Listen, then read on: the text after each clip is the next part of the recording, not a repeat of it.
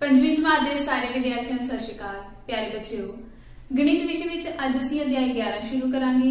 नमूने भाव patterns. A the class which असीं पैटर्न तैयार करन दे कुछ नियम सिखांगे अते अभ्यास ते सवाल भी हल करांगे। आओ असीं शुरू करदे हां। प्यारे बच्चों, स्क्रीन उपर इन्हां तस्वीरां नूं देखो। हरेक तस्वीर विच एक खास डिजाइन नज़र आ रहा है ਅਤੇ इस डिजाइन नूं वार-वार दोहराया जा रहा है, जिस नाल एक खास नमूने बन रहे हैं। पिछलियां जमातां विच असीं पैटर्न बारे पढ़िया है कि हर तरह के नमूनिਆਂ विच किसी ना किसी तरह के नियम की वरतों की जाती है। फिर वो चाहे साडी जमात दियां खिड़की दियां ग्रिलां होण, फर्श दियां टाइलां जां फिर साडे पहने हुए कपड़ियां ते बने हुए नमूने।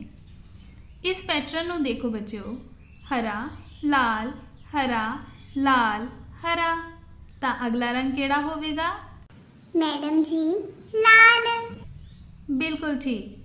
तो बच्चों, जदों असीं किसी तस्वीर जां संख्या नूं नियमबद्ध तरीके नाल अगे वधाउंदे हां तां इस तरह करन नाल पैटर्न बनदे हन। आओ बच्चों, असीं नमूने तैयार करन दे कुछ नियम सीखते हां। आपां कोल एक डिज़ाइन है, इसनूं घड़ी दियां सूइयां दी दिशा विच 1/4 घुमाउण ते अगला डिज़ाइन प्राप्त हुंदा है। वार-वार 1/4 घुमा के असीं अगले डिज़ाइन प्राप्त कर सकते हैं। इस प्रकार बच्चों, आपां कोल एक नमूना तैयार हो जाता है अते 1/4 घुमाउणा जारी रखण ते यही नमूना बार-बार दोहराया जाता है। एक उदाहरण लैके इसे नियम के तहत असीं एक नमूना तैयार करते हाँ। आपां कोल एक आकृति है, जदों इस आकृति नूं वार-वार घड़ी की दिशा विच 1/4 घुमाया जाता है तो सानूं एक सुंदर नमूना प्राप्त हुंदा है।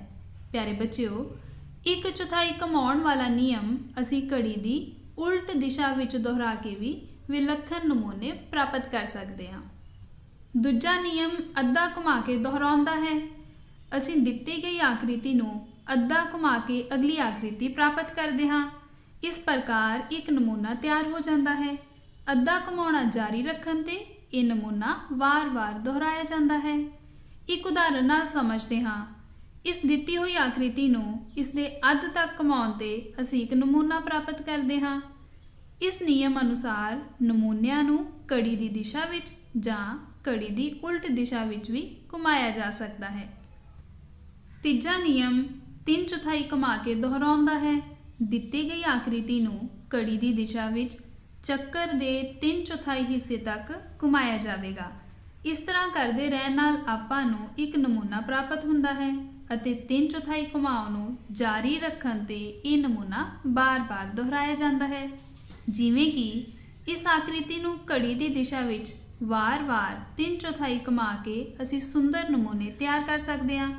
इन्हां नूं घड़ी की उल्ट दिशा विच भी घुमाया जा सकता है। इत्थे इट्टां की वरतों करते हुए मिस्त्री ने ਵੱਖ-ਵੱਖ तरह के नमूने तैयार किए हैं। इन्हां विचों कुछ पैटर्न चक्कर के आकार के हैं अते कुछ पैटर्न इट्टां नूं अद्धा 1/4 जां 3/4 घुमा के बनाए गए हैं। तो बच्चों, इन्हां नियमां की वरतों करते हुए असीं संख्यावां, आकृतियां अते स्थूल वस्तुओं तो कई तरह के पैटर्न तैयार कर सकते हैं। प्यारे बच्चों, असी पैटर्न तैयार करने सीख ले हैं। इस आधार पर हुण असी अभ्यास 11.1 का पहला सवाल हल करांगे। इस विच असी दिते हुए नमूनिਆਂ नूं देखते हुए लड़ी नूं अगे पूरा करना है। भाग ए दे पैटर्न नूं देख के पता चलता है कि आकृतियां नूं घड़ी की दिशा विच 1/4 घुमाया जा रहा है। तो असी वार-वार 1/4 घुमा के अगलियां आकृतियां प्राप्त करांगे।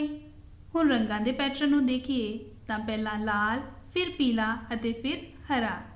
इसे तरह अगलियां आकृतियां विच भी पहला लाल, फिर पीला अते फिर हरा रंग भरते हुए इस लड़ी नूं पूरा करांगे। हुण असीं भाग सी हल करांगे। दिते हुए नमूनिਆਂ नूं देख के पता चल रहा है कि आकृतियां नूं घड़ी की उल्ट दिशा विच 1/4 घुमाया जा रहा है।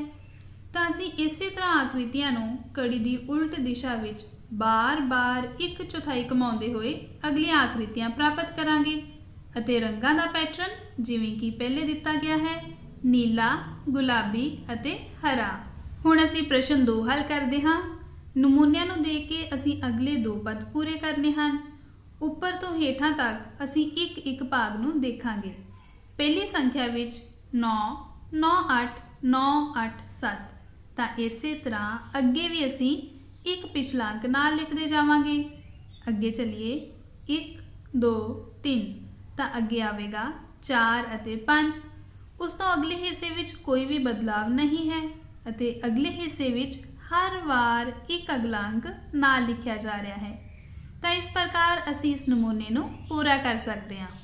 ਸੋ ਬੱਚਿਓ, ਘਰ ਦੇ ਕੰਮ ਵਿੱਚ ਤੁਸੀਂ ਅਭਿਆਸ 11.1 ਦੇ ਪਹਿਲੇ 2 ਪ੍ਰਸ਼ਨ ਹੱਲ ਕਰਨੇ ਹਨ।